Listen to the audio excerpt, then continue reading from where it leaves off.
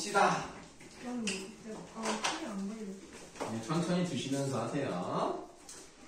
자, 우리가 이제 209쪽에서 구결과 이두까지 이제 봤고요. 이제 향차를 보도록 할 건데요. 그 209쪽에 그 동그라미 3번을 보고 있었습니다. 거기 두 번째 문단이 향차를 이렇게 시작을 해요. 향차에 동그라미를 하시고요. 그 다음에 밑줄을 하겠습니다. 신라의 향가를 표기하는 데 사용된 표기법으로 라고 되어 있네요. 뭐 향가는 뭐 다 들어보셨을 테니까 뭐 우리가 뭐 대표적으로 제망매가 뭐 참기파란가 뭐 오죽지란가 뭐 이런 것들이 떠오르죠. 그런 향가를 표기하는 데 사용된 표기법으로 어순을 우리말에 맞도록 배우라고 조사나 어미와 같은 형식 형태소를 한자로 표기할 뿐만 아니라 그 다음에 밑줄에 봐요. 명사나 동사 등의 실질 형태소와 단어들까지 한자로 표기하였기 때문에 가장 발달한 형태의 한자 차용 표기법.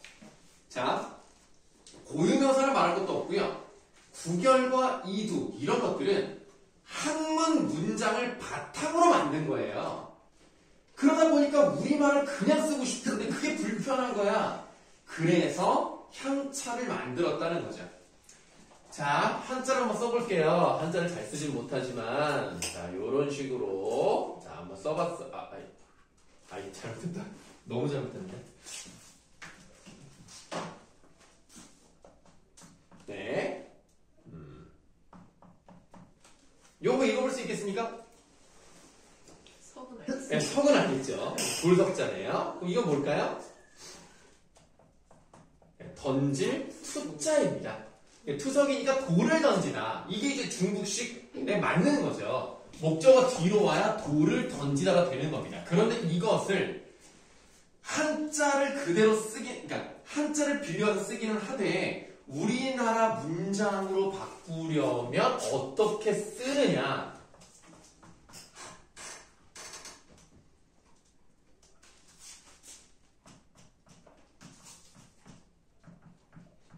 요렇게 씁니다. 그럼 이 부분은 일단은 돌석자였으니까 이렇게 한번 써보고요. 이거 뭐 무슨 글자인지 혹시 아십니까?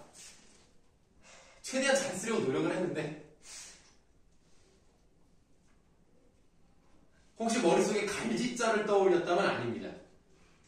아, 그런 생각도 없었나요? 그냥?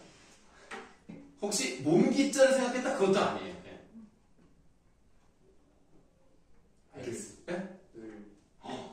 유도 공부 좀 한다? 무슨 글자인지 알아요? 아, 몰라요. 근데 을인 걸 안 해. 우리 갑을 병정할 때 을이에요, 이게. 돌을 던지다 해서 돌을 이. 좀 얍삽한데? 자, 요 을자가 bird, 새 을자입니다. 갑을 병정할 때 그 을이기도 하고요. 얘는 이제 던질 투였죠? 얘는 뭐겠어요? 마늘따. 여러분들 혹시 그 마늘 따본 적 있어요? 네? 마늘. 그러니까 실제로 오늘 일들이 아니 물어보는 거잖아요.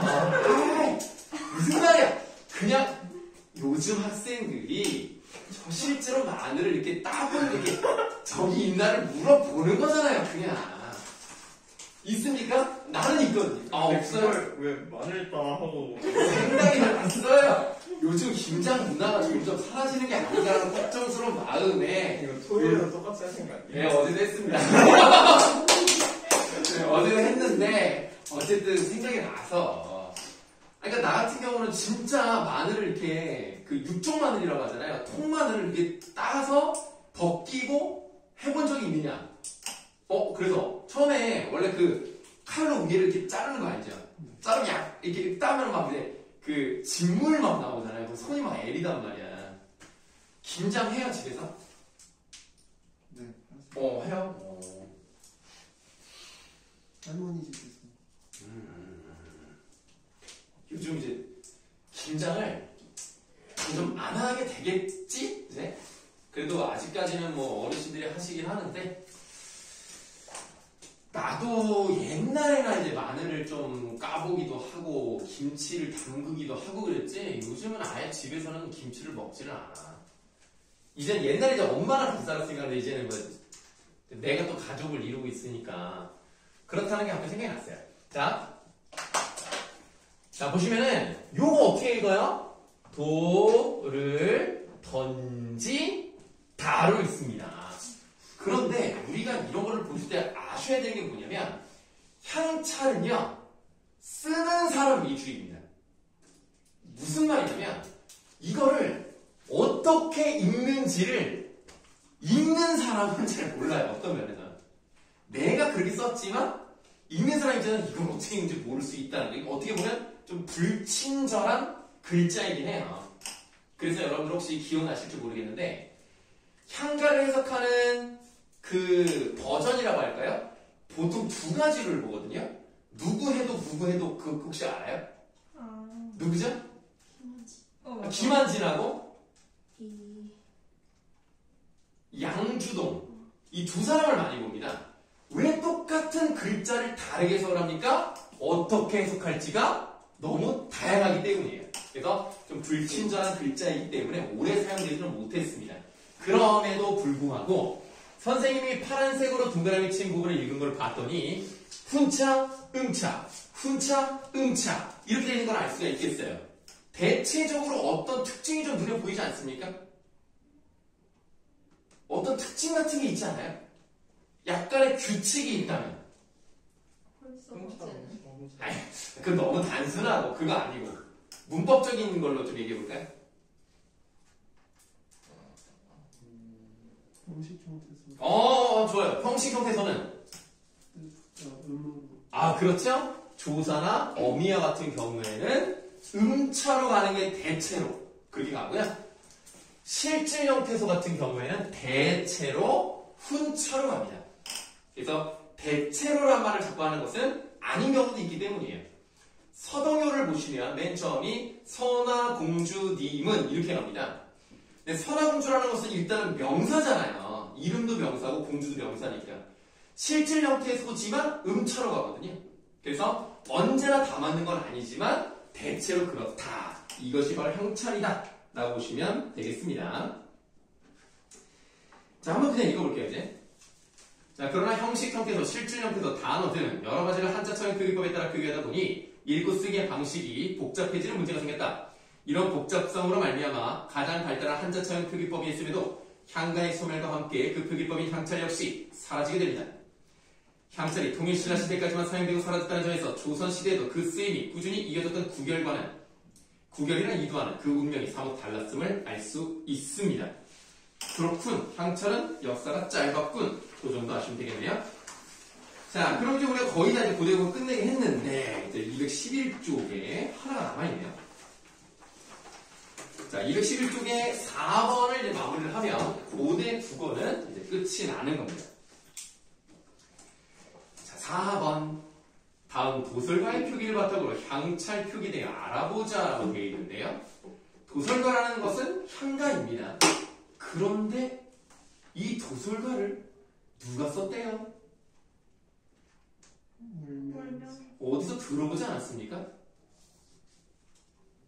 분명히 들어봤는데 되게 유명한 사람인데. 자, 집단 지성을 발휘해보세요. 네. 월명사 분명히 봐봐 지금 힌트를 주고 있잖아. 향가를 썼다니까. 향가. 근데 월명사라는 사람이라니까. 제방매가 썼잖아요. 훌륭한 학생이네. 자, 내가 뭐 먹을 것도 좋아하고 향가도 좋아하고. 그래서 우리가 이 월명사라는 사람이 이름부터가 딱 어떤 사람이에요? 딱 뭐 하는 사람이었지, 사람이? 스님이었죠. 네? 달을 보는 사람, 월이니까? 네. 설마, 월시고 이름이 명사일 리는 없잖아요. 네. 그러니까 월명사는 법명, 그러니까 스님의 이름입니다. 근데 이 사람이 굉장히, 뭐랄까, 이렇게 말하면 좀 이상한데, 약간 천공스님처럼 어떤 정신적인 지주란 말이에요. 그래서 옛날에는 그 신라의 국교는 불교였잖아요. 그래서 불교에서 이 가장 대표되는 스님, 이 왕 옆에서 조언을 던져줄 수 있는 사람, 그 그런 사람으로서 이 월명사라는 사람이 있는 거예요. 그래서 이때 이제 어떤 일이 있었냐면 하늘에 해가 두 개가 뜬 거야. 기이하잖아. 이런 일이 있으면 안 돼. 자연의 성령 어긋나. 그럼 둘 중에 하나를 없애야 되지 않습니까? 근데 어떻게 할까 했더니 그 신하 중에 한 명이 이거는 아주 영험한 스님이 노래를 만들어서 어떤 주술적인 기능으로 뭔가를 없애야지. 안 그러면 해결이 안 된다. 하필이야. 그때 딱 누가? 월명사가 떠오르잖아. 월명사 딱 지나가는 길에 이리 와보라고. 이런 일이 있다. 지금 하늘에 해가 두 개다. 이거를 좀 없애주시오. 라고 했더니 월명사는 사람이니까 자기가 해결할 수는 없잖아요. 그럼 누구의 도움을 받아야 돼? 월명사니까 누구의 도움을 받아야 되겠어? 달. 부처의 도움을 받아야 되겠죠? 그 부처. 갑작했어. 달을 너무 좋아해. 자, 그 부처의 도움을 받아야 되는데 그 부처는 여러 가지 이름이 있습니다. 그 중에 하나가 미륵이에요. 미륵불. 그 미륵을 다른 말로 뭐라고 하느냐?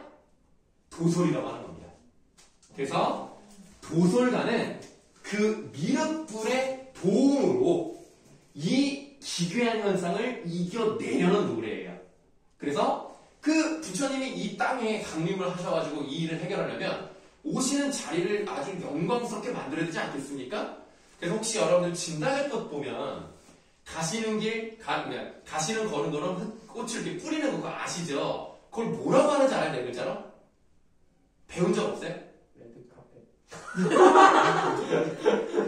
내가 저런 애 오랫동안 수업했다가 그러니까 나한테 그렇게 말할 수 없는 거야. 나는 그냥 받아만 줬잖아. 네가 했네, 네가. 레드카펫이 아니고 꽃을 뿌려서 덕을 쌓는다 뭐 이런 뜻이에요. 한 번쯤 들어봤을 수도 있는데 화는 두 번째 글자입니다. 화 우리는 흩어. 꽃을 흩어. 너 뭐 한 거야? 뭐해? 너가 하는 거야? 알아냈다. 나도 뭐 얘기하는 줄 알았어. 약간 이렇게 하면 뒤로 될 줄 알았는데 이렇게 바로 넘어가서. 꽃을 흩뿌린다는 뜻이야. 흩뿌리다. 흩어. 분? 산화. 네, 산화. 사망원. 야, 없어지지 마, 저런 거. 너 오늘 기분 좋다? 얘가 하려고 그랬는데. 자. 산화. 그래서 덕을 쌓죠. 공덕이에요, 공덕. 산화 공덕이라고 합니다. 그래서 여기도 마찬가지로 산화란 말이 나와요. 여기 보시면은 산화 두 번째 줄에 한자로만 되어 있는 부분이 산화예요. 위에도 있지만 아래는 한자가 그대로 써 있죠. 그래서 이제 꽃을 뿌려서 그 자리를 영광스럽게 하면 그 자리에 미륵불이 오셔서 이 문제를 해결해 주실 것이다 라는 내용입니다. 그래서 실제로 해결이 돼요. 그리고 이건 약간 여담이지만 그 두 개의 해라는 것은 뭘 상징할까요? 상징이요. 상징. 이게 문학이잖아. 어쨌든 어떤 주술적인 느낌이 있다는 거지. 그럼 이거는 뭘 상징할까? 뭐 예를 들면 우리가 제목에 같은 걸 보시면 뭐 이른 바람 하면은 뭐 요절을 했다든가 뭐 한 가지 하면 한 부모라든가 뭐 이런 상징이 있잖아요. 이건 뭘 것 같아요? 정권 교체. 이거 좋습니다. 예. 자, 두 개가 있다는 것은 왕의 대립적인 세력이 많이 커졌다는 얘기죠. 그래서 이런 노래를 통해서 그 세력을 물리쳤다. 뭐 이렇게 해석을 하기도 해요. 여담이니까 그냥 들어보시고. 자, 그런데 우리에게 중요한 것은 이것을 향찰 표기를 했을 때 어떻게 해석을 할 것이냐. 어느 부분은 음찰을 해야 될 것이고 어느 부분은 훈철을 할 것인데 한번 알아보도록 합시다. 알아보기 위해서 그 밑에 표를 보시면 좀 간단하게 좀 설명을 드릴 수가 있어서 표를 한번 보도록 할게요. 한자를 한번 보시면 아까 썼던 한자가 또 한번 나왔어요. 요게 이제 지금 금자가 나와 있습니다. 그 다음에 나와 있는 것은 날 일자입니다. 요게 금일이라고 하니까 말 그대로 오늘이에요. 오늘. 근데 요즘 애들이 뭐 금이라면 금요일로 안다 그러더라고. 금일은 오늘입니다. 그럼 이길은 뭐예요? 이길. 이길이요? 이길. 이길이요? 여러분들이 학교 공부를 떠나서 이런 용어를 많이 알면 좋은 점이 보험 약관 같은 거 볼 때, 그 다음에 어떤 뭐 계약할 때, 이럴 때 익일, 익월 결제할 때 뭐 혜택을 언제 줍니다. 이 길에 줍니다. 뭐 이 월에 줍니다. 이러면 이란 말이 붙으면 다음이라는 뜻이에요. 이 길은 내일, 이 월은 다음 달. 명일은 뭘까요? 명일. 밝은 명자를 쓰거든요. 밝은 명. 오늘이 아니고 날이 밝으면 내일이죠. 명일, 이길 같은 말이에요. 그냥 알아두면 좋아요. 그냥 그래서 실생활에서 쓰라는 거고요.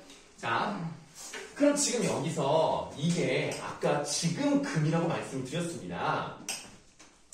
근데 이렇게 쓰면 여러분들이 이해를 잘 못하실 수 있을 것 같아서 이제 여러 가지 이제 그 한자 써 있는 이제 사전을 찾아봤더니 이 금이라고도 해요. 그러니까 디스의 느낌이 좀 있죠. 그 다음에 오늘 금이라고도 해석을 하더라고요. 그럼 일은 뭡니까? 날 일이죠. 지금 이 교과서에 맞게 지금 설명을 드리는 겁니다. 교과서에 맞게 설명을 드리는 건데 그럼 지금 이 부분을 보시면 어떻게 읽느냐? 금일 이렇게 읽지 않았어요. 뭐라고 읽었어요? 지금 금일 밑에 뭐라고 써있어? 오날로 읽은 거예요. 오날. 그러니까 여기는 지금 확실하게 여기는 뭘로 읽은 거야? 이걸로 읽은 거죠. 오날로 읽었으니까. 그럼 여기는 뭘로 갔겠습니까?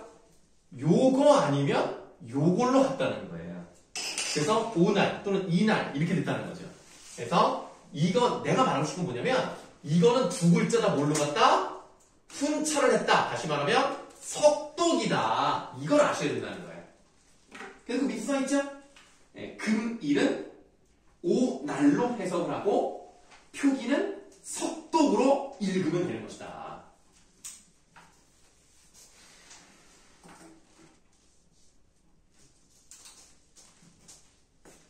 이게 오늘은 처음 배우니까 아마 좀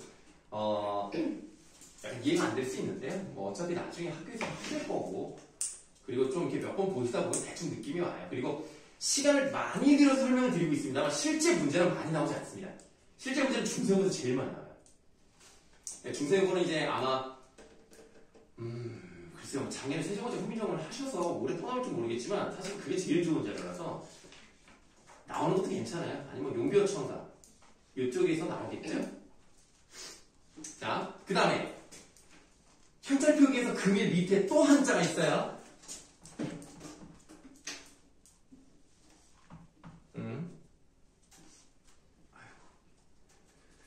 한자가 어려워. 뭐 이런 식으로 써 있어요. 그럼 요건 뭐냐면 이 차입니다. 그러니까 디스 이 차 얘는 어조사 의예요. 그럼 얘는 이제 어떻게 읽었느냐? 보세요. 오날 다음에 뭐라고 읽었어요? 이애라고 읽었죠.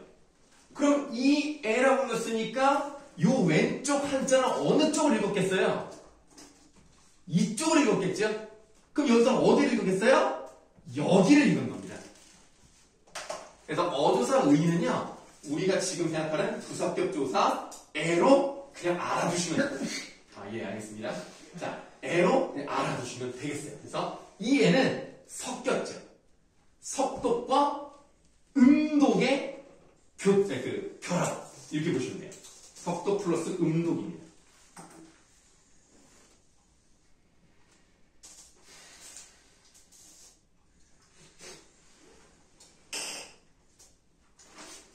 그 다음에 이런 한자가 있죠.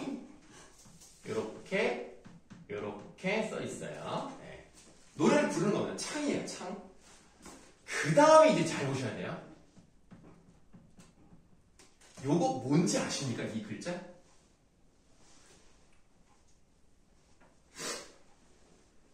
어질 량자입니다. 좋을 양자이기도 하죠. 그래서 우리가 예를 들면 양호하다. 또는 그렇지 않으면 불량 할 때 쓰는 양이에요. 어질량, 좋을량. 그런데 이거를 왜 중점적으로 보셔야 되냐면 향찰로 쓰인 향가가 이것만 있는 게 아니에요. 25편이 있다고요.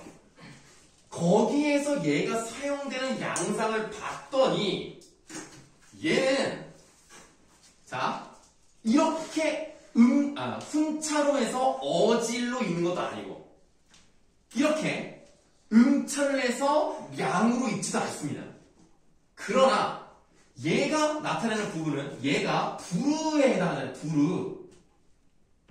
그럼 이제 다시 또 불규칙 활용으로 가긴 가는데 여기에 뭐가 들어가면 불러가 됩니까? 뭐가 들어가면 되죠?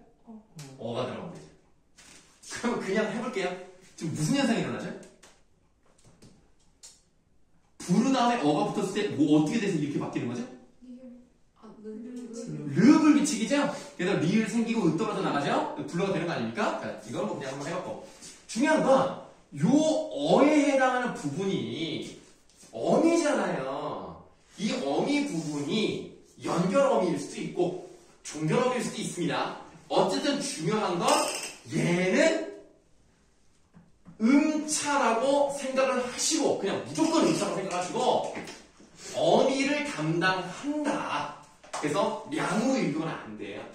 량으로 읽지 않습니다. 음차라고. 네, 그냥 음차예요. 그냥. 그냥. 네, 그냥 음차라고 생각하세요. 이거를 량으로 읽으려고 하면 말이 안 돼요. 그러면 이렇게 되잖아. 오늘 이게 산화 불량 이렇게 되잖아.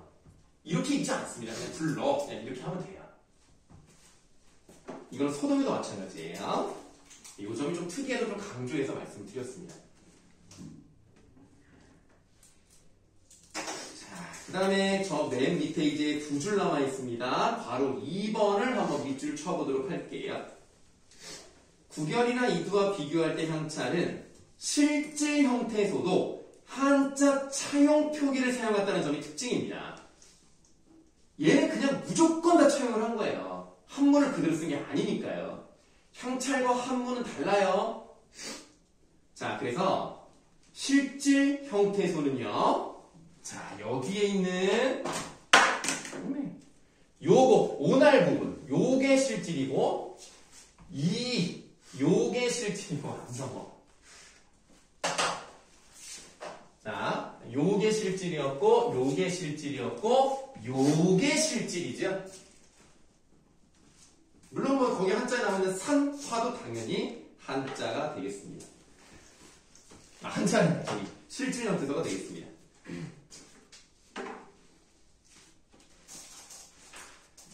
자, 이렇게 해서 이제 고대국어가 끝났습니다. 정말 열심히 뭐 설명을 드렸습니다만 문제수가 많이 나오지 않는다는 게 좀 안타까울 정도로.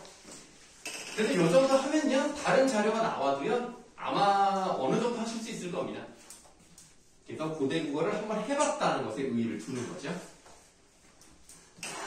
혹시 뭐 이해 안 되시거나 뭐 궁금하신 거라던가 중세 고대국어 할 때 한자를 모르면 불이익이 큰가요? 중세국어는 뭐 거의 상관이 없고요. 고대국어를 알면 좋다라고 설명을 드릴게요. 왜냐면 이게 훈찬지 음찬지 정도 알아야 되니까 이게 한자가 뭔지는 알아야 맞출 수가 있잖아요. 근데 사실은 그렇게 문제를 내면 안 되는 거니까 사실은 이제 밑에 써줘야 돼요. 우리는 한자를 시험 보는 게 아니니까. 네, 그러나 아마 학교에서 배운 자료가 나온다면 밑에 훈과 음은 안 나오겠죠. 다 알고 있다고 생각을 하고 모의고사는 아니니까. 네.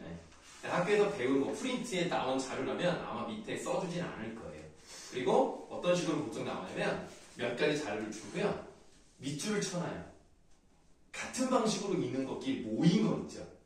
그런 게 굉장히 잘 나오는 유형의 문제입니다. 아니 어쩌면 서술형으로 쓸 수도 있죠. 뭐 그런 거. 그래서 뭐 기역부터 비읍까지 다 밑줄 쳐놓고 이제 어떤 거는 뭐 실질끼리 묶는다던가 뭐 이런 식으로 해서 뭐 분류하고 이런 게 나올 수 있습니다. 지금까지 제일 잘 나오는 유형의 문제라고 보시면 되겠습니다. 다른 질문 없습니까? 아까 네. 211쪽의 한번에서 그 선전사나 네, 천전, 네. 이런 거 이두라고 하셨잖아요. 네. 만약에 것은 이런 상태에서 대득제 이렇게 되면 이두가 아니라 그 부결이다라고 할 수 있는 거예요? 대득제? 네, 그런. 구결은 어수를 바꾸지 않습니다.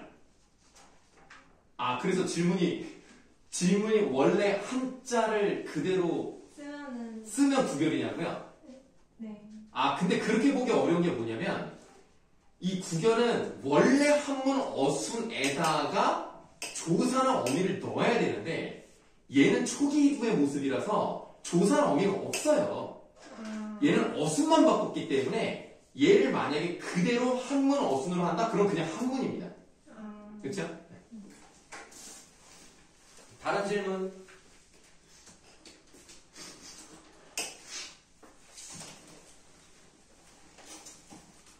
그럼 꼭 이 학습과 관련된 거 말고 그냥 나한테 궁금한 거. 옛날에 서우랑 서현이는 나한테 질문을 안 해. 궁금한 게 없나 봐. 나한테 관심이 없어가지고. 그래서 계속 수업만 했거든. 왜?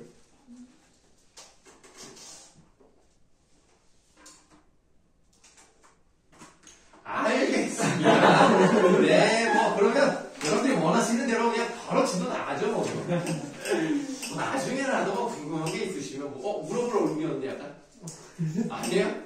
아, 예, 뭐 알겠습니다. 뭐 없으시면 뭐 다음에 하시고 아니면 평소에 뭐 관심이 없으시면 그냥 계속 질문 안 하셔도 되고 뭐해? 네? 네? 팔이 아파? 관심 주지 마세요.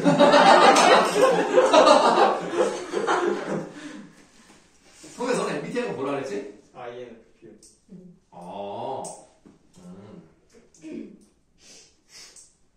다음 선생님 MBTI가 뭐예요? 저는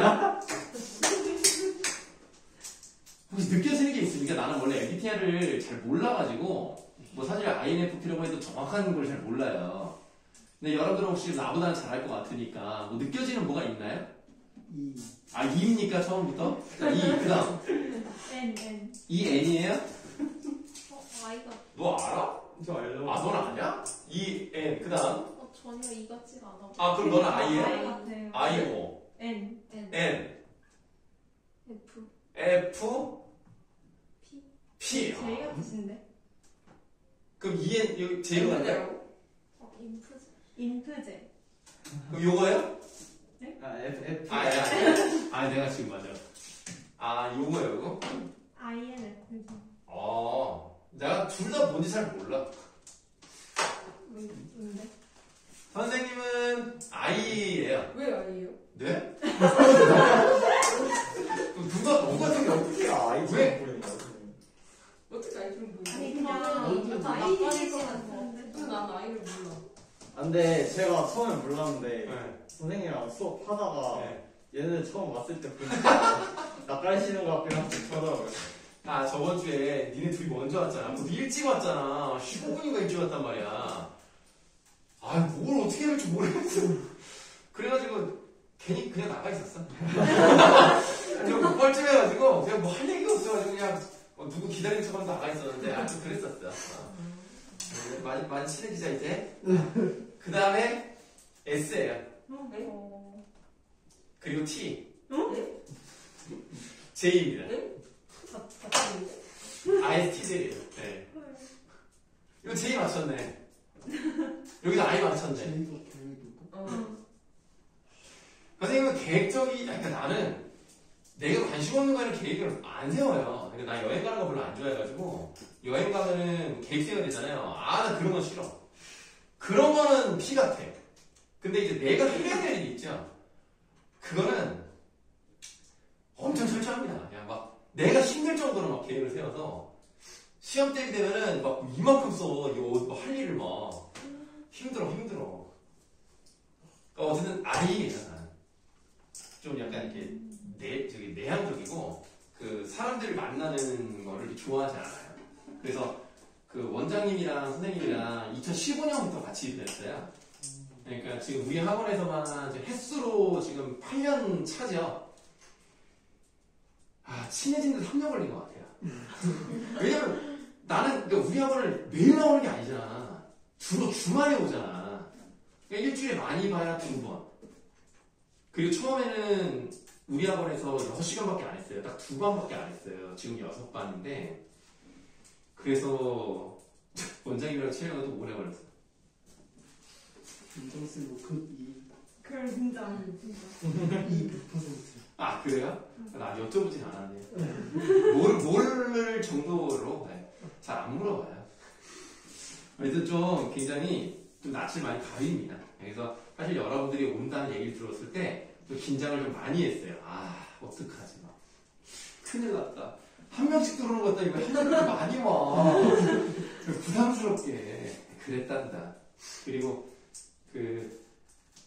저번 주에 정윤이가 질문했을 때 그때 순간 아차 싶었거든요. 아, 맞다. 왜냐면 그때 내가 갑자기 생각해낸 얘기여가지고 정비를 안 한 상태로 써가지고 집에 와서 후회했잖아. 아, 내가 왜 하필 그 문장을 해가지고 왜 그런 질문을 들었지라고 집에서 막 생각했다니까 일주일 동안. 그래서 내가 오늘만큼은 내가 어떤 질문이라도 제대로 해서 막 공부를 열심히 해봤어요. 부담하지 마세요. 치워주는 거야? 아니 지금 주호한테 가라고 그러는 거 아니야? 아니요. 잡았어? 아니? 그래서 어쨌든 여러분들 질문은 많이 하는 게 좋습니다. 네. 선생님이 만약에 대답을 못하면 다음에 공부를 해서라도 알려드릴 테니까 많이 하세요. 자, 그러면 시간이 조금 남았으니까 중세국어 조금 들어가고 오늘 수업 마치도록 할게요. 자, 212쪽을 보시면 중세국어입니다. 아까 이제 맨 처음에 말씀드렸던 부분이 나왔죠. 맨 처음부터 밑줄 좀 해볼게요. 자, 국어의 중심이 동남방언에서 중부방언으로 옮겨지는 고려 건국 10세기부터 사회문화적 변화와 더불어 언어적 변화가 급격하게 나타난 16, 17세기 교체기 이전까지를 중세국어 시기로 봅니다. 그래서 임진, 외란까지를 이제 중세국어 정도로 봅니다. 자, 그 다음 중세국어는 흥미적인 천대대 한글로 기록된 문헌자료가 많이 나온 시기를 기점으로 전기 중세국어와 후기 중세국어로 구분한다. 대략 10세기 초, 15세기 중엽까지를 전기 중세국어 시기, 15세기 중엽에서 16세기 말까지를 후기 중세 시기로 보는 것이 일반적입니다. 당연히 훈민정 이 창제된 때부터 폭발적으로 이제 문서가 많이 나오기 시작을 하는 거죠. 왜냐면 그전에는 결국 한자였으니까. 그래서 이때부터 후기 중세국어라고 얘기를 합니다. 사실 후기 중세국어가 뭐 거의 대부분이죠. 우리가 공부하는 부분에. 자, 왼쪽에 그림을 잘 보시면 알이 있어요. 새 둥지 알이 있는데 거기에 이제 된소리라고 써있네요. 이 된소리를 깨고 나왔다 이렇게 보지 마시고 된소리가 새로 태어났다. 그래서 그 새가 나올 때 뭐를 물고 있어요? 순경은 비읍과 그 밑에 그 세모 그거 그 뭐라 그러지 그거? 반치음이죠. 순경은 비읍과 반치음을 물고 나왔습니다. 아까 기억나시죠? 고대국어에는 된소리가 없었던 것으로 추정을 한다고요. 근데 확실하게 중세국어에는 된소리가 나왔어요. 어떤 것을 통해서 알 수 있죠? 아니 우리 작년에 배웠던 거 한번 떠올려보세요. 뭐 된소리로 나는 거 뭐 있지 않았습니까?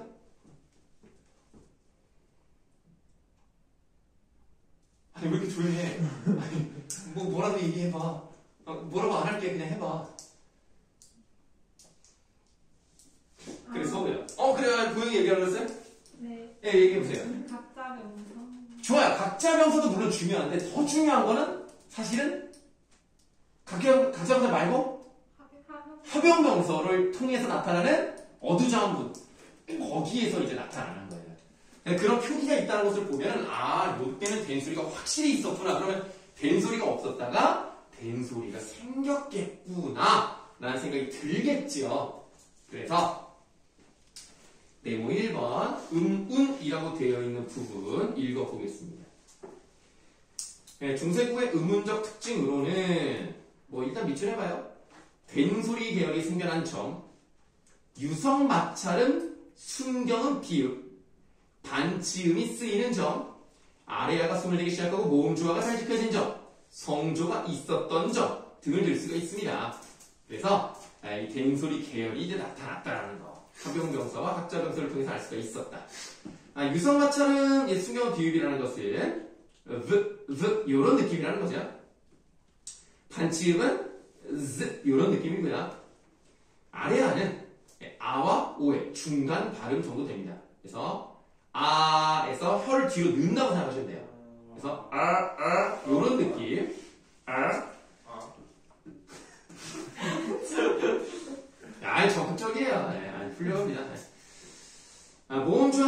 양성과 양성, 음성과 음성이 잘 지켜진 거고요. 성조가 있었다는 거 기억하십니까?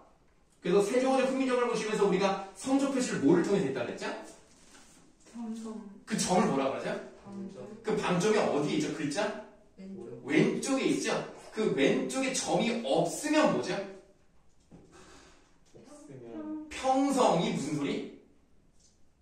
중 그냥 변하지 않아. 낮은 소리. 맞은. 점이 하나면 중간 거성, 높은 소리. 점이 두 개면 좀 피 올 상성, 낮았다가 높아지는 소리. 그래서 나, 라, 마, 알, 사, 미 이렇게 하잖아요. 네, 아니요. 뭐죠? 아니야 아니 알겠어요. 관심 주지 마. 관심을 크게 만들어.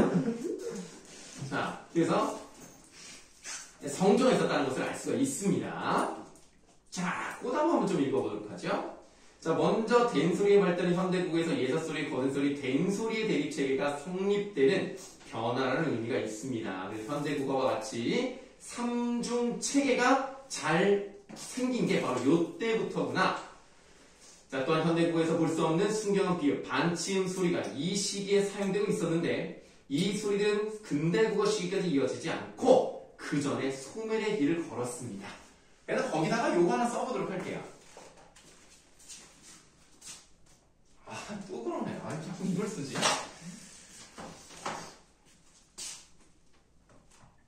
요거 뭐죠? 여린 히읗입니다. 순경은 비읍이고요. 반치음이고요. 옛 이음이고요. 아래 아닙니다.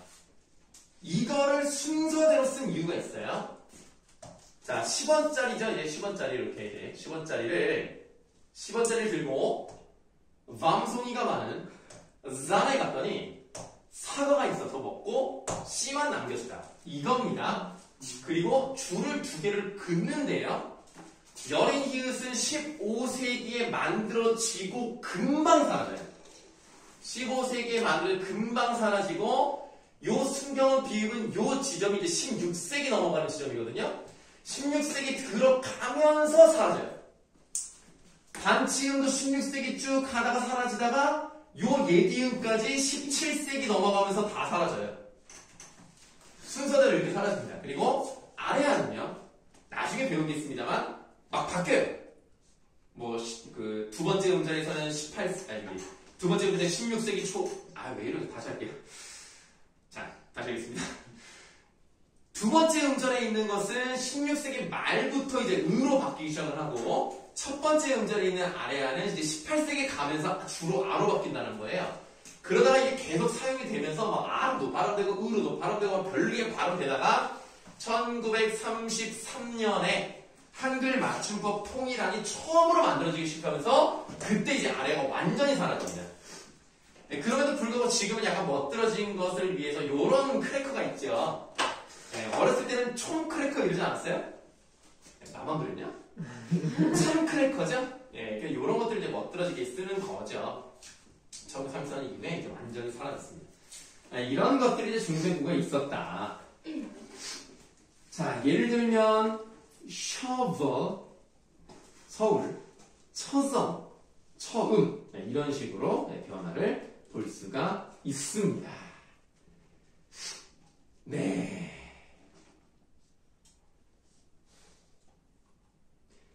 몇 분입니까?